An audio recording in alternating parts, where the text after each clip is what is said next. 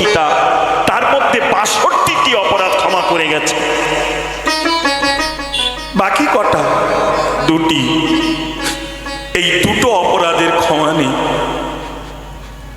একটা হলো এই নাম অপরাধ,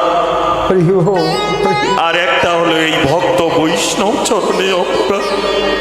নিতাই গৌর হরি হরি হরি। যে নাম করে না সেও ভালো, যে নাম শোনে না সেও ভালো, কারণ সে একটাই জানবে আমি এসেছি যেমন যাবো তেমন, তাই না? কিন্তু ভাগবত কথা, হরি কথা